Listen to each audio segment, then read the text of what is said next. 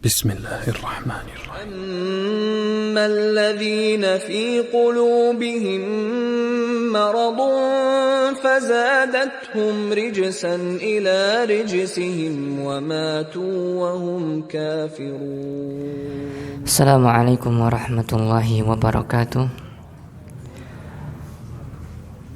الحمد لله الذي بنعمته تتم الصالحات والصلاة والسلام على رسول الله وعلى آله وأصحابه ومن تبعهم بإحسان إلى يوم الدين. اللهم إنا نسألك علما نافعا ورزقا طيبا وعملا متقبلا.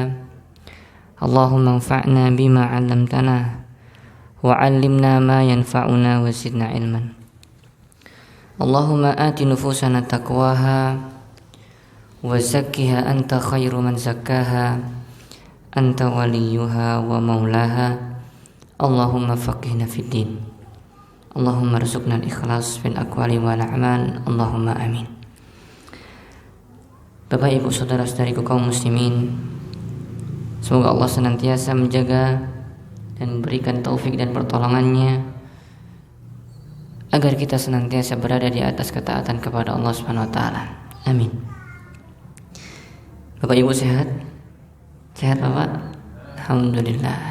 Barakallahu fikum. Bapak ibu, di antara hal yang perlu kita pupuk dalam diri kita supaya kita semangat belajar, supaya kita semangat untuk menghadiri majelis ilmu adalah firman Allah Subhanahu wa taala, yarfa'illahu alladhina amanu minkum walladhina utul ilma darajat. Sesungguhnya Allah Subhanahu wa taala dalam ayat ini mengatakan Allah akan mengangkat derajat orang-orang yang beriman dan orang-orang yang memiliki ilmu. Jadi ada di antara kita orang beriman, namun tidak semua di antara kita terus mempelajari ilmu, belajar agama. Jadi ada di antara orang-orang beriman itu yang semangat belajar agama. Dan Allah Subhanahu wa taala mengangkat derajat kedudukan di sisi Allah Subhanahu wa taala dan kedudukan di surga nanti sesuai dengan kadar iman dan kadar ilmu yang bermanfaat. Dan tentu ilmu yang bermanfaat adalah ilmu yang menghasilkan amal soleh. Jadi yarfa'illahu alladhina amanu minkum walladhina utul ilma darajat. Orang-orang beriman dengan imannya dan dengan amal solehnya diangkat derajatnya sekarang ini di dunia di sisi Allah dan nanti di surga nanti. Betapa kita nggak pengen Bapak Ibu di surga nanti, surga itu bertingkat-tingkat, dan kita pengen surga kita surga yang paling tinggi, surga Firdaus, hidup bersama orang yang paling kita cintai, yaitu Nabi Muhammad sallallahu alaihi wasallam. Barakallahu fikum. Bapak Ibu, kemarin kita telah sampai atau sedikit membahas tentang 3 rukun di dalam ibadah yang harus diketahui, yang harus kita hadirkan tatkala kita beribadah. Dan ibadah itu enggak hanya sholat Bapak Ibu. Semua ibadah itu, semua hal yang kita mendekatkan diri kita kepada Allah Subhanahu wa taala itu ibadah. Ya, sholat, sedekah, zakat, zikir, baca Quran, semuanya. Dan itu perlu 3 hal ini. Nah, kita ingin baca sedikit lagi sambil kita mengulang yang kita telah lalu. Tafadhal akh anugrah an taqra wa hadzal maslak huwa tariq. Barakallahu fikum. Bismillah wassalatu wassalamu ala Rasulillah wa ala alihi wa sahbihi wa wala wa la hawla wa la quwwata illa billah. Wa muwaffiq lil ustadina wa liwalidayhi wa lil muslimina wa lil hadirin wa lil mustami'in ajma'in. Amin. Qala المصنف حفظه الله تعالى وهذا المسلك هو الطريق الذي سار عليه أهل السنة والجماعة رضي الله عنهم وأرضاهم وقد جمع الله هذه المقامات الثلاثة المحبة والخوف والرجاء بقوله أولئك الذين يدعون يبتغون إلى ربهم الوسيلة أيهم أقرب ويرجون رحمته ويخافون عذابه وابتغاء وسيلته ومحبته الداعية إلى التقرب إليه ثم ذكر بعدها الرجاء والخوف وهذه طريقة عباده وأوليائه وبهذا نعلم أن هذه الأعمال الثلاثة مترابطة غاية الارتباط فإذا اقتصر الإنسان على واحد منها وقع في المعاصي وإذا اجتمعت في قلبه كان الطريق إلى عبادته وولايته. Nah, barakallahu fikum. Bapak Ibu sekalian, Ahlus Sunnah wal Jamaah merupakan akidah yang harus kita pegang. Itu akidah yang mana Rasulullah sallallahu alaihi wasallam mengatakan ma'ana alaihi wa ashabi.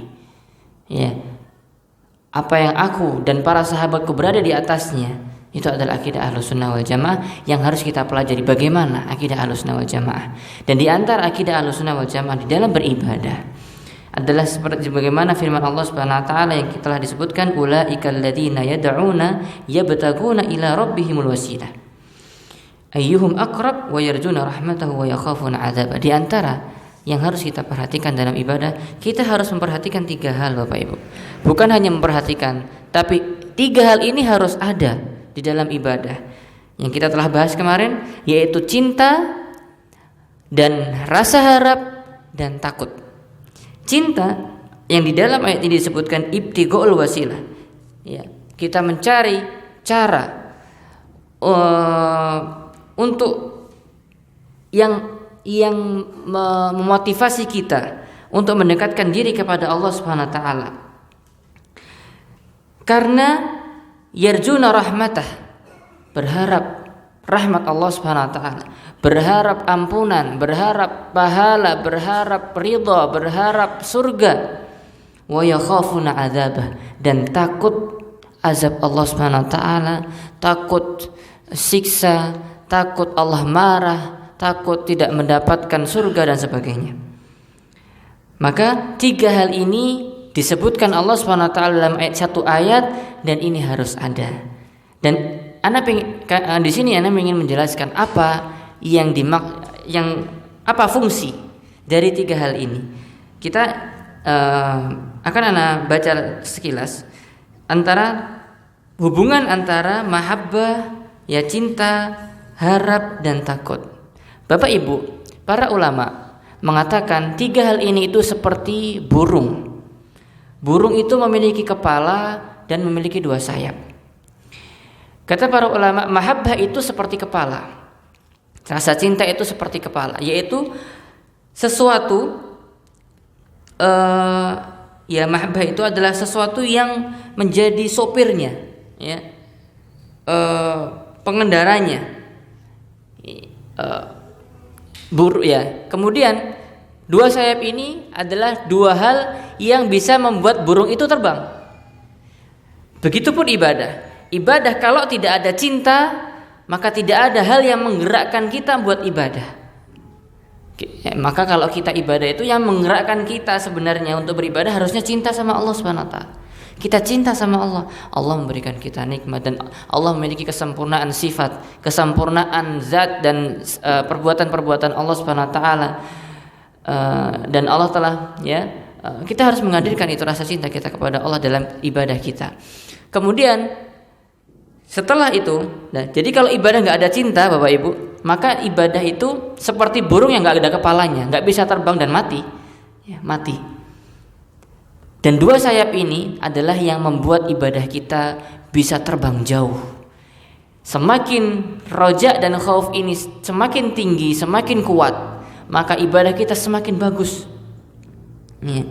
Dan kata para ulama, roja ini, harap ini, rasa harap itu seperti pemandu. Jadi kalau orang lari, ya Bapak Ibu, jadi orang misalnya lomba lari, itu ada motivator di sana, ada supporter, ya, misalnya ada supporter. Nah itu fungsinya roja itu kayak seperti supporter gitu.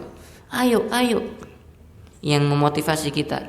Berarti rasa harap itu seperti surga, ya, seperti ampunan Allah, seperti rahmat Allah. Itu seperti apa yang kita harapkan.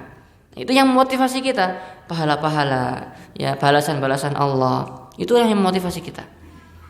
Kemudian takut itu seperti pecut. Kalau kita tadi misalnya naik kuda lah, ya, naik kuda tadi lomba naik kuda. Mahabbah itu pengendaranya, ya, mahabbah itu orang yang mengendarai. Kalau dia orangnya sehat, kuat, ya semangat gitu ya, mengendarai kuda. Terus pemandunya tadi, supporternya itu tadi roja, rasa harap. Kemudian khauf itu seperti pecutnya Bapak Ibu, seperti pecut. Jadi ketika pengendara kuda ini melenceng dari jalannya, maka ada pecut, kembali lagi ke jalannya. Atau seperti juga batas, ya, seperti batas jalannya, pagar gitu. Jadi ketika orang kesini melenceng, dia harus balik lagi. Seperti itulah khauf juga, rasa takut. Kalau kita bermaksiat kepada Allah Subhanahu wa taala, kemudian ada rasa takut, itulah yang mengembalikan kita dari maksiat menuju Allah Subhanahu wa taala. Kembali lagi kepada Allah Subhanahu wa taala. Jadi itu fungsinya. Ya, fungsi rasa takut. Jadi mari kita pahamin bersama Bapak Ibu ya. Mahabbah, raja, khauf itu 3 hal penting dalam ibadah kita. Taib, iqra' min qawli mu'allif famata qala al-qalbu. Qala musannif rahimahullah ta'ala famata qala al-qalbu an hadhihi thalatha fasada la yurja salahuhu abadan. Nah, ini perkataan Ibnu Qayyim rahimahullah ta'ala Bapak Ibu. Jadi seseorang ketika hatinya tidak memiliki 3 hal ini, maka rusaklah hatinya. Bahkan tidak bisa beribadah, bahkan tidak sah ibadahnya. Orang ibadah nggak punya cinta, tidak ada rasa harap dan tidak ada rasa takut, maka tidak dikatakan ibadah. Hatinya kosong. Kenapa dia ibadah? Jadi ibadah itu harus ada 3 ini.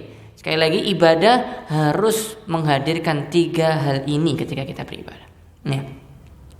Dan seorang itu bertingkat-tingkat. Ada yang lemah rasa takutnya, ada yang lemah rasa harapnya, ada yang lemah rasa cintanya, ada yang kuat 3-tiganya.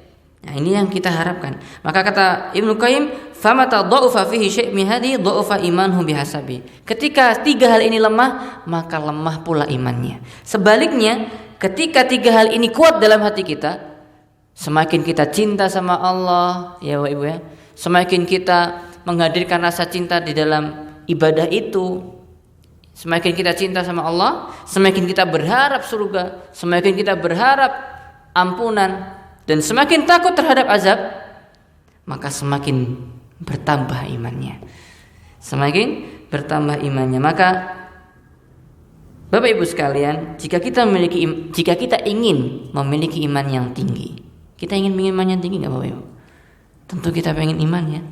Karena tadi Allah katakan, yarfa'illahu alladhina amanu minkum, semakin tinggi imannya, semakin tinggi derajatnya di sisi Allah. Nah, maka apa yang kita harus lakukan?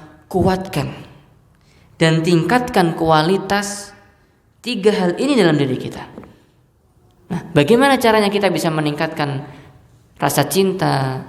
Gimana kita caranya meningkatkan rasa takut dan rasa harap?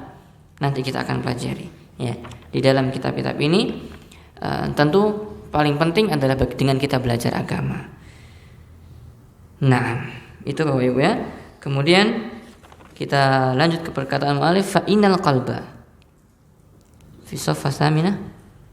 Qala al-musannif hafidhahullah ta'ala fa innal qalba la yumkinu an yasluha illa 'ala tariqillahi wa samahu lahu latiful khabir wa la yumkinu an yasluha bi tajawuzil hudud allati haddahu Allah tabaraka wa ta'ala. Nah, hasbu. Kata beliau, intinya di paragraf ini Bapak Ibu, sesungguhnya hati itu tidak akan mungkin bisa baik Sesungguhnya hati tidak akan mungkin bisa menjadi baik kecuali dengan cara-cara dan hal-hal yang telah ditetapkan dan telah ditentukan oleh Allah Subhanahu wa taala. Al-Latiful Khabir, yang maha lembut dan maha mengetahui. Ya, Allah maha mengetahui dengan ciptaannya. Allah menciptakan kita dan Allah mengetahui apa saja yang membuat hati kita baik, apa saja yang membuat diri kita bertambah kualitasnya. Allah yang maha tahu. Nah, maka Bapak Ibu sekalian, dari sini kita ambil faedah bahwasanya kebahagiaan seseorang itu adalah dengan melakukan apa saja yang datang dari Allah Subhanahu wa taala dan Rasulnya.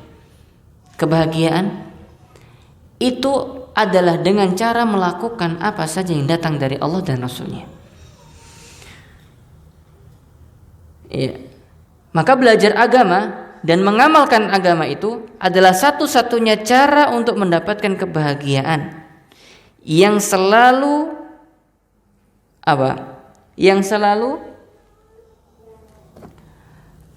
kita harapkan, itu kebahagiaan di dunia dan di akhirat. Bukankah kita pengen bahagia, Bapak Ibu? Siapa sih di antara manusia yang gak pengen bahagia? Gak ada kan, Bapak Ibu ya? Pengen semua bahagia. Bahagia pun kalau orang mukmin dia harus tahu bahagianya di dunia dan di akhirat. Jangan hanya harapannya bahagia itu di dunia saja, tapi dia harus bahagianya di dunia dan di akhirat. Bagaimana caranya? Adalah dengan belajar apa saja yang datang dari Allah Subhanahu wa taala dan Rasulnya, kemudian kita amalkan. Bapak Ibu. Dan itulah, jadi hati kita tidak bisa menjadi baik kecuali apa yang datang dari Allah Subhanahu wa taala. Maka kita pelajari nih, apa yang membuat hati kita baik. Kalau hati kita baik, maka baik pula seluruh amalan kita. Itulah yang kita cari. Kalau semua amalan kita baik, maka pada akhirnya Allah akan menyiapkan surga buat kita. Itulah tujuan kita nanti. Tujuan kita agar kita bisa bahagia di akhirat nanti. Baik. Barakallahu fikum. Kita lanjut ke perkataan mu'allif, wal maqsud. Assalamualaikum ilaikum. Wal maqsud at-tanbih ala anna a'mal al-qalbiyyah bi ghayati al-i'tibar wal ittisal wa annahu la yughni ba'daha an ba'din bal inna ba'daha mutawaqqifun ala ba'diha al-akhar wal 'abdu bi hajatin ila an yastakmilaha wa an yurabbiya qalbahu 'alayha. بل لا أعلم شيئا يمكن أن يتشاغل به العبد مع معرفة الفرائض أفضل من الاشتغال بأعمال الفروض فإن الكلام على هذه المعاني ضروري لحياة القلب وسعادته في الدارين. Nah, barakallahu fikum. Baik, teman-teman, Bapak Ibu sekalian, sesungguhnya seorang hamba itu butuh sekali.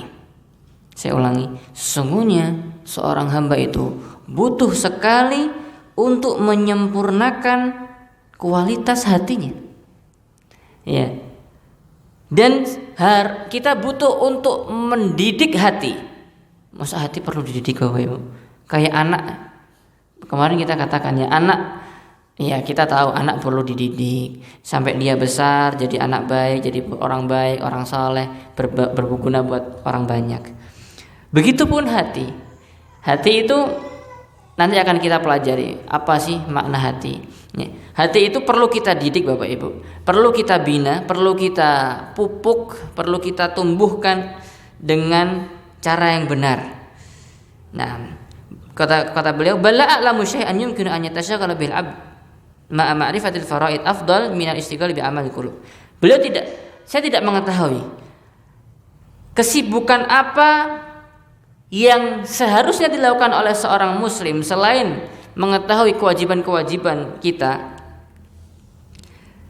yang lebih afdal daripada kesibukan kita dengan amalan hati kita. Tuh Bapak Ibu. Bapak Ibu, sekarang kita kalau boleh tanya Bapak Ibu, kesibukan Bapak Ibu saat ini apa? Ya bukan maksudnya aktivitas ya. Kalau ditanya aktivitas Bapak apa? Ya saya kerja. Saya kerja dari pagi, sore ngasih makan ayam misalnya, atau ternak burung, terus kemudian ya malam kita nyantai sama keluarga. Pertanyaan saya, kesibukan kita saat ini, hati kita nih setiap harinya nih fokusnya apa nih Bapak Ibu? Perlu kita tanya nih pada diri kita masing-masing. hari-hari kita, setiap hari kita ini fokusnya apa? Apakah kita fokus mencari keridhaan Allah, atau fokus kita itu cari dunia? Fokus kita itu gimana supaya kita mencapai misalnya ada di kantor misalnya ada sayembara, atau kalau bisa mencapai poin ini maka kamu akan dapat bonus misalnya. Apakah itu yang akan apa yang menjadi fokus kita? Atau kesibukan kita ini adalah mencari keridhaan Allah? Bagaimana caranya supaya aku dapat ridha Allah, supaya aku dapat cintanya Allah Subhanahu wa taala? Maka itu yang kita pikirkan. Begitupun ya, inilah yang harus membuat kita ini, hati kita sibuk. Bagaimana bisa meningkatkan keimanan kita, dan bagaimana kita bisa menjauhi hal-hal yang dapat melemahkan dan merusak hati kita. Kita harus belajar. Kesibukan kita adalah bagaimana bisa meningkatkan iman, ya, dan bagaimana menjauhi hal-hal yang bisa merusak iman. Bapak Ibu sudah tahu belum apa yang merusak iman? Apa saja yang bisa menumbuhkan keimanan? Ya, itu perlu kita pelajari. Nah, insya Allah di pelajaran kita, ya, di kajian-kajian kita, insya Allah mempelajari hal itu. Nah, jadi Bapak Ibu sekalian, sekali lagi, kesibukan kita harusnya adalah bagaimana bisa menjadikan hati kita menjadi baik. Bagaimana kita bisa memberikan makanan yang sehat buat hati kita, dan bagaimana kita bisa menghindari hati kita dari makanan-makanan yang tidak sehat, makanan-makanan yang tidak sehat. Seperti itu ya. Itu harus menjadi kesibukan kita yang akan bisa berdampak pada kebahagiaan kita di dunia dan di akhirat. Tayyib. Tsumma kama ana ta'aruf. Sallallahu ilaikum kama anna ta'arufa ala ma'ani asma'illahi azza wa jalla wa sifatihi amrun jalilun ya'dhumu bihi al-iman bi qalbi al-'abdi wa yahya bihi wa yattabitu billahi wahdahu la syarika lahu duna iltifati ila ahadin siwa wa yazdadu al-'abdu imanan wa yamtali'u qalbahu nuran wa yakunu harisan ala mahabbatillah wa khawfihi wa rajaihi wa iqbali alayhi wa tahunu alayhi masyaqqat allati yalqaha fi hadha at-tariq bal yaltadhu biha kama qala Sufyan ats-Tsauri rahimahullahu ta'ala laisa bifaqihin ma lam ya'ud al-bala' ni'matan wa raha musibatan. Nah, barakallahu fikum. Bapak Ibu sekalian, apa hal yang bisa meningkatkan cinta, rasa takut dan rasa harap? Kata beliau, mengenal Allah Subhanahu wa taala adalah perkara yang sangat agung dan penting terhadap keimanan seseorang yang ada keimanan yang ada di dalam hati seorang hamba. Bapak Ibu sekarang kalau boleh saya tanya, seberapa jauh kita mengenal Allah? Bapak Ibu, kalau ditanya kamu kenal Fulan? Oh iya, saya kenal banget. Fulan itu Fulan itu begini dan begitu, karakternya begini dan begitu. Kita mengenal seorang aja kita bisa menceritakan dengan detail. Tapi kalau kita ditanya, coba sifati Allah Subhanahu wa taala. Kalau ada orang misalnya orang non muslim Bapak Ibu ya, tanya kepada Bapak Ibu, Pak, tolong beritahukan saya siapa Tuhanmu? Bagaimana sih sifat Tuhanmu? Kenapa kamu kok sampai mau beribadah kepada Tuhanmu? Bisa kita menjawab, Allah itu begini dan begini. Allah itu maha sempurna. Allah itu begini dan begitu. Nah, maka Bapak Ibu sekalian, mengenal Allah Subhanahu wa taala, mengenal nama-nama Allah, mengenal sifat-sifat Allah, itu merupakan sesuatu yang harus dilakukan oleh seorang hamba pertama kali yang harus dilakukan oleh setiap muslim, siapapun muslim, dia harus mengenal Rabbnya. Karena orang itu semakin cinta, kata pepatah, tak kenal maka ta'aruf. Iya Mas. Iya, kalau mau kenalan ya sama perempuan mau nikah ta'aruf dulu. Tak kenal maka kenalan. Ya, kita nggak mengenal Allah atau kita kurang mengenal Allah, ya belajar Bapak Ibu. Kita pelajari bagaimana sifat-sifat Allah, nama-nama Allah, kemudian kesempurnaan Allah Subhanahu wa taala. Maka itu adalah konsekuensi menjadi hamba Allah. Tuh Bapak Ibu, konsekuensi menjadi hamba Allah adalah kita belajar tentang Allah. Enggak sopan menjadi hamba Allah kalau ada orang muslim mengaku hamba Allah tapi enggak mengenal Allah. Enggak. Ini enggak banget ya. Enggak jadi muslim yang hakiki. Harus kita mengenal Allah Subhanahu wa taala. Ya, sekarang pertanyaannya, seberapa jauh kita mengenal Allah Subhanahu wa taala? Dengan apa Bapak Ibu kita mengenal Allah Subhanahu wa taala? Yang paling cepat atau yang paling bisa salah satu caranya supaya kita bisa mengenal Allah adalah dengan mentadaburi Al-Qur'an. Bapak Ibu, Al-Qur'an adalah sumber pedoman kita, sumber petunjuk kita. Di dalamnya itu semua kebaikan telah Allah sebutkan. Termasuk supaya kita mengenal Allah itu ada di dalam Al-Qur'an. Maka dengan cara apa? Makanya kalau kita baca Al-Qur'an itu jangan hanya membaca saja, tapi kita harus bisa memahami, minimal baca terjemahannya. Lebih maksimal lagi kalau baca tafsirnya. Lebih maksimal lagi kalau ikut kajian tafsir. Lebih maksimal lagi kalau kita amalkan dalam kehidupan sehari-hari. Nah, Bapak Ibu, kalau kita semakin mempelajari Al-Qur'an, ya membaca tafsirnya, mendalaminya, kita akan semakin mengenal Allah. Oh, Masya Allah, Allah itu maha sempurna dalam sifatnya. Oh, Allah itu maha rahmatnya meliputi segala sesuatu. Maka Allah kalau tidak Allah mentakdirkan kita, itu takdirnya pasti terbaik buat kita. Dan macam-macam. Semakin kita mengenal, semakin kita belajar, semakin kita mengenal Allah. Dan diantaranya caranya adalah dengan mempelajari Asmaul Husna. Ya. Kalau ada kajian-kajian Asmaul Husna, Ibu ikut. Kajian-kajian tentang, kemudian tafsir ikut. Ada lagi tentang mempelajari tauhid. Kalau ada kajian tauhid, ikut Bapak Ibu. Semakin orang tauhidnya bagus, kuat, maka dia akan semakin cinta sama Allah, semakin tinggi harapnya dan semakin takut kepada Allah Subhanahu wa taala. Dan itu yang bisa menjadikan kita iman kita bertambah, hati kita menjadi bercahaya. Hati itu bisa bercahaya nggak, Bapak Ibu? Bisa, Bapak Ibu. Cahaya yang dalam hati kita itulah yang membuat kita bisa memahami yang mana yang baik dan mana yang benar. Semakin hati kita bercahaya atau semakin hati kita bersih, semakin hati kita bercahaya. Semakin bercahayanya hati, semakin bisa menerima kebenaran. Semakin bisa untuk mendapatkan nasihat, berpengaruh pada diri kita itu nasihat-nasihat dan ilmu-ilmu. Itu pengaruh dari hati yang bersih. Nah, semakin orang itu cinta, semakin semangat dalam ibadah, semakin takut, semakin berharap, dan dia akan semakin merasakan kelezatan di dalam ibadah. Kapan? Tatkala dia mengenal Allah. Jadi intinya Bapak Ibu, hidup kita di dunia ini harus kita sibukkan bagaimana kita bisa mengenal Allah Subhanahu wa taala. Ya.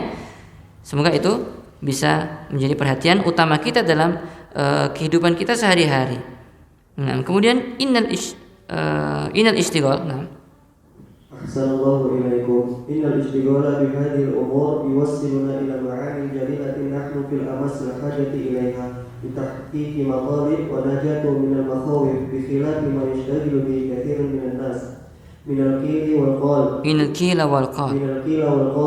wal ishtighal bi umurin la ta'mihim bi halin fa yahsulu bi dhalika min ar-razaya wal balaya ma yaksiru qalba wa yadurruhu hatta yabqa khawiyan munshaghilan bi umurin la taziduhu min Allah ila bu'dan. Nah, Bapak Ibu, kalau kita tanya pada diri kita sendiri, coba kita tanya pada diri kita sendiri, Bapak Ibu ya. Anak nggak usah nanya ini, Bapak Ibu sendiri aja yang tanya pada diri kita sendiri. Misalnya saya Sona ini, Sona, coba tanya pada diri kita sendiri. Apa yang ditanya? Apa kesibukan kita saat ini? Apa sih yang menjadi perhatian utama kita? Apakah kita sibuk bagaimana mencari ridha Allah? ataukah kita sibuk dengan hal-hal yang melalaikan kita dari akhirat? Apakah kita sibuk dengan perkara dunia, sibuk memuaskan jiwa kita, memuaskan hawa nafsu kita, gimana kita pokoknya puas dengan HP ya. Kadang itu HP ini melalaikan Bapak Ibu. Iya. HP Bapak Ibu yang di tangan Bapak Ibu saat ini itu banyak hal yang bisa melalaikan kita. Maka jangan sampai itu menjadi perhatian utama kita. Bagaimana kita bisa puas dengan HP ini dan itu. Tapi kepuasan kita adalah bagaimana kita bisa mengenal Allah. Karena kita apabila memuaskan hawa nafsu kita, itulah yang bisa menghancurkan, membinasakan kehidupan kita. Membinasakan kehidupan kita, Bapak Ibu. Seorang itu semakin jauh sama Allah, semakin binasa hidupnya, semakin gersang hatinya. Sebaliknya orang semakin dekat sama Allah, maka semakin merasakan kelezatan di dunia. Taib. Kemudian walihada qala Nabi ولهذا قال النبي صلى الله عليه وسلم لأن يمتلئ جوف أحدكم خير له من أن يمتلئ شعره. Naam. Kata Nabi Muhammad SAW, Bapak Ibu, sungguh seseorang itu kalau hatinya itu dipenuhi dengan nanah, atau ya perutnya atau badannya itu dipenuhi dengan nanah, itu lebih baik daripada dipenuhi dengan syair, dengan syair-syair. Ini kata Nabi itu ungkapan, tidak hanya syair, tapi seandainya kita lebih menyibukkan diri kita dengan memasukkan apa yang masuk ini, misalnya dengan lagu, dengan perkataan-perkataan orang, dengan membaca berita-berita yang mungkin kurang bermanfaat, mendengarkan YouTube atau ya macam-macam yang kurang bermanfaat buat kita, itu akan melalaikan kita dari mengingat Allah. Lebih baik hatinya, pikirannya atau akalnya itu dipenuhi dengan nanah, kata Rasulullah SAW, daripada dipenuhi dengan hal seperti itu. Ini bukti, kata Nabi Muhammad SAW, ini sindiran bahwasanya intinya kita ini di sini harus menyibukkan diri kita dengan Allah Subhanahu wa taala. Jangan sampai kehidupan kita ini disibukkan dengan sesuatu selain Allah. Coba Bapak Ibu tanya pada diri kita, betapa sering kita lalai, betapa sering kita lebih menyibukkan dengan hal yang tidak bermanfaat. Nah, maka seharusnya seorang muslim itu kesibukannya adalah mengingat Allah, mencintai Allah, mencari keridhaan Allah, menyibukkan diri ke ketaatan. Bapak Ibu, ada sebagian dari kita ini sibuknya apa? Sibuknya ngurusin orang. Ya, mungkin ya Bapak Ibu mungkin yang lebih expert di sini ya. Oh enggak juga, jangan sampai. Bapak-bapak juga gitu mungkin. Sibuk ngurusin orang. Fulan itu ya, kalau kerja itu pulangnya malam-malam. Karena kira-kira kenapa ya dia pulangnya malam-malam? Kayaknya deh dia habis kerja itu pergi ke suatu tempat, ngurusin orang, cari kesalahan-kesalahan orang, sibuk ngikutin kehidupan orang. Nah ini sering Bapak Ibu ya, medsos Bapak Ibu. Medsos itu membuat kita ini sering scroll enggak Bapak Ibu? Scroll IG, Facebook itu sering kita, kayaknya fulan ini habis pergi ke Bali kayaknya ini. Kayaknya bahagia dia sama pasangannya ini pergi ke Bali. Oke, nanti aku juga bisa. Aku juga bisa pergi ke Amerika nanti. Pergi ke Amerika juga bisa senang-senang. Ngurusin kehidupan orang. Ada di antara kita ini sibuknya ngurusin orang. Fulan, masya Allah dapat motor. Wah, aku juga bisa dapat motor. Atau misalnya nih nonton sinetron demi memuaskan hawa nafsunya, atau nonton hal-hal, kalau mungkin perempuan mungkin drakor, laki-laki ada yang nonton drakor ya. Bahaya kalau laki-laki nonton drakor ini, perlu dipertanyakan ke laki-lakiannya ini. Kalau nonton drakor ya, ada kesibukannya itu bagaimana biar puas, jiwanya puas, nafsunya terpuaskan. Ya, ini yang seharusnya Rasulullah SAW itu menyindir, atau ia mengatakan hatinya itu daripada disibukkan dengan syair, perkataan-perkataan yang melalaikan, lebih baik diisi oleh nanah, kata beliau. Masya Allah. Maka Bapak Ibu, lebih baik kita mengisi kehidupan kita dengan hal yang mengingatkan kita dari Allah, dengan Allah Subhanahu wa taala. Nah, Barakallahu fikum. Perkataan Allah Subhanahu wa taala, kita masuk ke perkataan mu'allif fa'aradtul kitaba fihi ala nahjin sahih. Wa min huna Ahsanallahu ilaikum wa min huna ja'al kalamu ala hadha al-mawdu' alladhi la ghina li ahadin 'anhu la siyama ma'a kathrati takhliq fihi min qibali ba'd tawa'if mubtadi'ah qad yakunu li ba'dihim mazidu 'inayatin wa ishtighalin bihi lakin 'ala ghairi hudan wa basiratin fayaqau bisababi dhalika alwanu min inhirabat fil qawli wal i'tiqad wal 'amal wa suluk. Baratul kitab tabi'i ala nahji sahihin wa sunanin wadihin mustaqimin muwafiqan lama alaihi al-sunnah al-mahdha. As'alullahu an yaj'alana min ahliha qawlan wa i'tiqadan wa 'amalan wa sulukan ma'a rabati hadhihi al-a'mal bil asli alladhi yatatarra'u anhu wa huwa al-iman haythu innaha min syu'abihi والناس يتفاضلون بها كما يتفاضلون في الإيمان والدين على نحو ما فيه قوله تعالى ثم أورثنا الكتاب الذي اصطفينا من عبادنا فمنهم ظالم لنفسه ومنهم مقتصد ومنهم سابق بالخيرات بإذن الله ذلك هو الفضل الكبير. Nah, Bapak Ibu, setelah tadi penulis mengatakan ya penting, kemarin kita ini kan masih di mukadimah Bapak Ibu ya. Dari kemarin kita mengatakan penulis itu menjelaskan kepada kita pentingnya memperhatikan hati karena ini dan itu. Kemudian baik wajib bagi kita ini untuk memperhatikan hati kita, apa saja yang bisa apa saja yang bisa memperbaiki hati kita, membuat hati kita soleh, yaitu diantaranya zikir ya, salat, kemudian baca Quran, dan seluruh amalan-amalan ketaatan itu bisa membuat hati kita baik dan bisa meningkatkan derajat ubudiyah kita di sisi Allah Subhanahu wa taala. Maka penting bagi kita untuk memperhatikan amalan-amalan hati kita, karena itulah kesibukan orang bertakwa. Kesibukan orang-orang bertakwa, orang-orang yang ikhlas dalam ibadah. Kata Syekh ya, penting ya. Maka beliau pengen menulis sebuah kitab yang didasari oleh manhaj Ahlussunnah wal Jamaah, supaya kita bisa mengetahui bahwasanya iman itu kedudukan kita ini bertingkat-tingkat di sisi Allah Subhanahu wa taala, yang insyaallah akan kita detailkan setelah adzan insyaallah. Adzan terlebih dahulu. Iya, Pak. Ya, silakan. Bisa dimulai, nanti kita lanjutkan untuk menjelaskan ayat Allah Subhanahu wa taala summa awrasnal kitab. Barakallahu fikum. Bapak Ibu sekalian, saya izin menambahkan sedikit ya. Apa yang harus kita ketahui bahwasannya kedudukan seorang hamba di sisi Allah Subhanahu wa taala itu ada tingkatannya.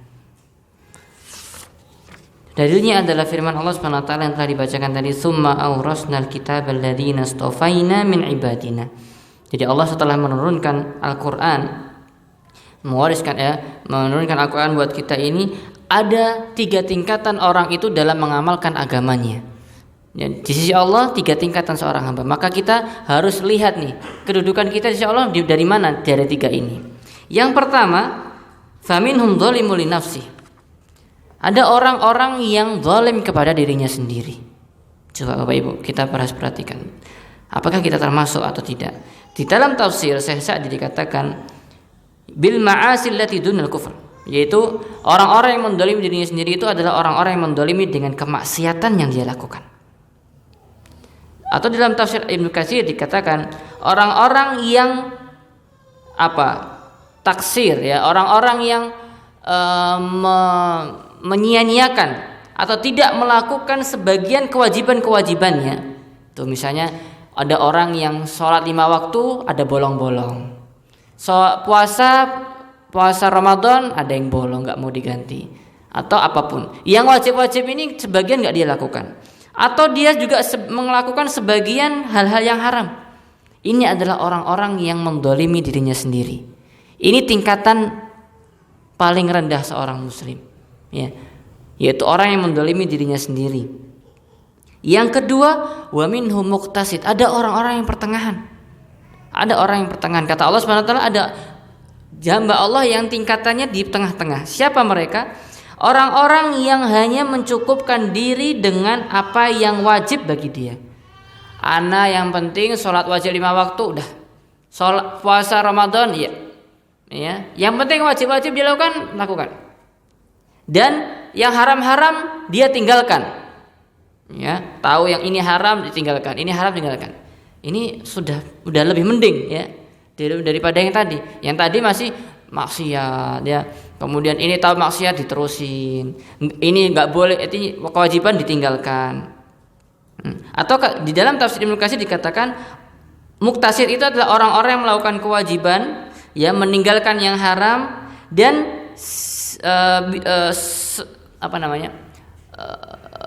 terkadang juga meninggalkan sebagian yang sunnah. Ini muktasid. Dan kadang juga meninggalkan atau melakukan hal-hal yang makruh. Ini masih pertengahan, Bapak Ibu. Coba kita lihat, kita masih sering meninggalkan sholat sunnah ba'da sholat sunnah rawatib ya, sholat sunnah, sholat malam, sholat witir, sholat duha. Kadang kita masih tinggalkan enggak? Ini ya, tapi wajib-wajib kita harus lakukan ya. Yang haram harus kita tinggalkan. Ini harus pertengahan. Atau tingkatan yang paling tinggi Bapak Ibu, sabiqun bil khairat. Orang-orang yang bersegera di dalam kebaikan. Siapa mereka? Orang-orang yang senantiasa berlomba-lomba dengan orang lain, berusaha mendahului orang lain untuk melakukan hal yang wajib pasti ya. Kemudian memperbanyak amalan sunnah. Bapak Ibu, sekarang kita lihat, kita suka enggak sholat sunnah rawatib? Sholat sunnah qobliyah, ba'diyah. Terus kita suka sholat sunnah duha enggak? Kita suka sholat witir enggak? Kita suka sholat malam enggak? Kita suka puasa enggak? Kita suka zikir enggak? Kita suka baca Quran enggak? Dan semuanya yang sunnah-sunnah ini kita perbanyak enggak sih? Kalau iya, semoga kita masuk ke dalam golongan yang tertinggi ini. Kemudian golongan yang tertinggi ini juga meninggalkan yang haram dan yang makruh, Bapak Ibu. Jadi lengkap, melakukan yang wajib dan yang sunnah, dan meninggalkan yang haram dan yang makruh. Bahkan di dalam tafsir Ibnu Katsir dikatakan dan terkadang meninggalkan sebagian yang mubah. Kenapa kok meninggalkan sebagian yang mubah? Karena dia tahu yang mubah ini tidak bermanfaat di akhirat nanti. Maka dia tinggalkan, lebih dia sibukkan buat yang bermanfaat, yang taat kepada Allah Subhanahu wa taala. Dan itulah orang-orang yang mencapai kedudukan tinggi di sisi Allah Subhanahu wa taala, yang kesibukannya apa? Melakukan yang wajib, memperbanyak amalan sunnah, dan meninggalkan yang haram dan yang makruh, dan terkadang meninggalkan sebagian yang mubah. Tapi Bapak Ibu sekalian, semoga itu bisa menjadi perhatian kita ya, supaya kita bisa menjadi hamba Allah yang mencapai kedudukan yang paling tinggi di sisi Allah, yang disebutkan Allah Subhanahu wa taala dalam ayat ini, wa minhum sabiqun bil khairati biidznillah, dengan izin Allah Subhanahu wa taala. Dan tatkala kita menjadi orang-orang yang tingkatan misalnya kita menjadi orang yang banyak melakukan yang sunnah ya, kita harus sadar diri bahwasanya kita tidak bisa melakukan itu kecuali karena taufik dari Allah. Maka jangan ujub, jangan sombong, jangan membanggakan diri. Oh, aku masya Allah sudah banyak sholat sunnah, banyak puasa sunnah, ini aku orang soleh ini. Nggak boleh kayak gitu. Kita harus bersyukur dengan taufik yang Allah berikan kepada kita dan mensyukurinya dengan istiqamah. Dan kita terus mengajak orang untuk melakukan kebaikan dan dan kita minta sama Allah supaya Allah meneguhkan kita di atas iman dan ketaatan ini. Dan Bapak Ibu sekalian, itu yang bisa kami sampaikan.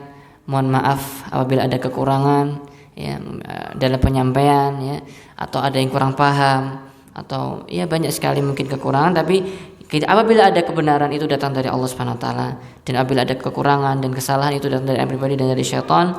Dan Bapak Ibu semuanya, semoga Allah memberikan keistiqomahan Bapak Ibu semuanya untuk senantiasa belajar agama ya. Terus belajar dan amalkan dalam kehidupan sehari-hari. Barakallahu fikum, semoga Allah senantiasa menjaga kita semuanya. Kita tutup wassalamualaikum warahmatullahi wabarakatuh wa ala alihi wasallam ajma'in. Subhanakallahumma wa bihamdika asyhadu an la ilaha illa anta astaghfiruka wa atubu ilaik. Terima kasih telah menyimak dan belajar bersama. Jazakumullahu khairan wa barakallahu fikum. Assalamualaikum warahmatullahi wabarakatuh. تمشي في الأرض مرحا إنك لن تخرق الأرض ولن تبلغ الجبال طولا